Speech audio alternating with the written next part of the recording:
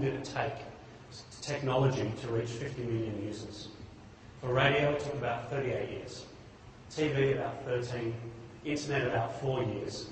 And the iPod reached 50 million users in 3 years. Facebook added 100 million users in the first 9 months. That's how fast this is penetrating. The other interesting thing is when you start looking at blogs and the information that's on the blog, 2 interesting stats that I'll draw your attention to. Firstly, 25% of the searches for the top brands in the world are actually linked to user-generated content. 25%. It's not linked to the information that the brand publishes about itself online. And secondly, 34% of bloggers base their own product recommendations based on their experiences with that brand. So the question is here, who is able to influence the buying behaviour of the customer?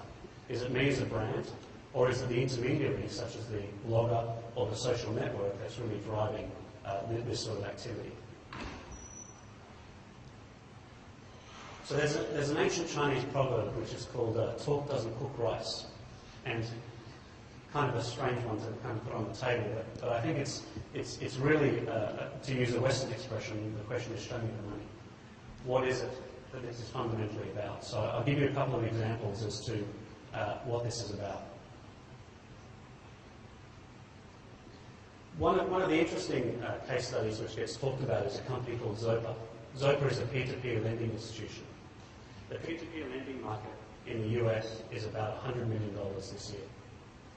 And how does this business model work? Well, effectively what Zopa is, they provide a platform to be able to communicate and to be able to bring together buyers and sellers of a loan. Effectively how it works is I would put up my hand and I'd say I'm in the market for a loan of a certain amount of money.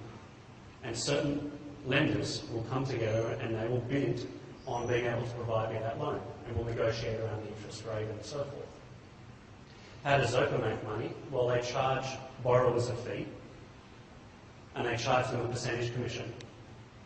And they also can provide some sort of income protection insurance, but what they really do is protecting the loan, and they can provide that to lenders themselves.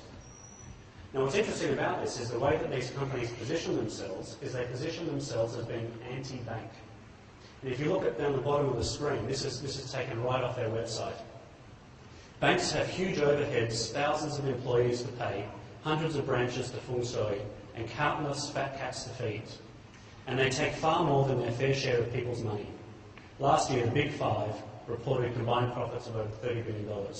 By cutting out the banks with their huge overheads and large margins, both lenders and borrowers get better rates. So what they're trying to do is position themselves as being customer savvy, customer friendly, lean, nimble, and really able to provide a better proposition than what the banks are able to provide themselves. A couple of other interesting sources of innovation. Neil spoke about a company called Mint.com. What Mint.com actually offer to consumers is that they aggregate and analyse all of the transactions that consumers are using on their credit cards and debit cards. And why are they doing this? What they're actually looking for are patterns in consumer behaviour, and they're looking to determine whether the customer has actually signed up for the most optimal product by the institution that's providing it at the most optimal rate. And if Mint.com detects that that's actually not the case, they target that customer with an offer from another institution and actually offer to negotiate a better rate than what the customer has themselves. Mint.com claims that 1 out of every 10 customers that sign up to their service end up switching banks. 1 out of 10. The bottom line is also interesting. What Gizo does, it's a very similar thing. It is an aggregating service. And what they effectively do is they look at buying behaviour of you as an individual, and they compare you to individuals who are like you. A bit like, if you like this book, you'll like these other books. And what this is fundamentally about is to put you in touch with other people who look like you and have similar financial needs and financial objectives. And again, given that the number 2 source of decisions behind a buying behaviour in banking is the social network, this is an incredibly powerful tool. What's interesting about all these tools is they're all free. but the proposition to the customer is pretty clear. Two important case studies in this region. One of our customers in Australia is a bank called UBank. UBank actually didn't exist 12 months ago. UBank is a direct banking business launched in Australia by NAB, used to be called National Australia Bank. NAB had a belief that there was a segment of customers in the Australian banking landscape that currently did not have their needs met by traditional financial institutions. So what they did is they created a direct banking business, started off with term deposits, and effectively what they did is they went after that portion of the consumer banking segment that they believed currently didn't have their needs met by the financial institutions. Now, what was interesting about this is we started working with this customer about 12 to 18 months before they actually went live. And there was a lot of scepticism in the bank themselves as to whether they were actually going to be able to attract new customers or whether all they'd actually do is cannibalise the NAB customers and just move them onto a lower cost brand.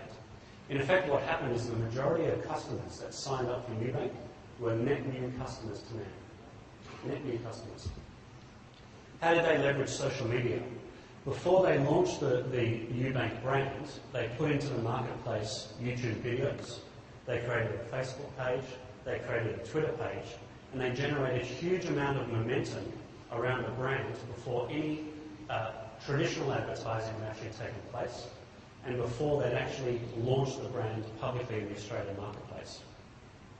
If you log on to UBank, you can actually do something that's quite interesting. You can sign up as a member without actually buying any products from UBank.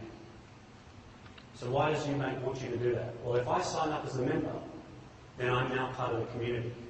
And if I'm part of the community, then I start to interact with other UBank customers and other members. So there are certain things that you get as a member. UBank provide financial planning videos to their members over YouTube. And there are certain types of financial planning scenarios that they offer to you as a member only on their site. So there's a lot of incentive to actually be affiliated with the brand, even though you may not today be a customer of the bank themselves. But the desire is as you become part of the community, I can then convert you into being a customer.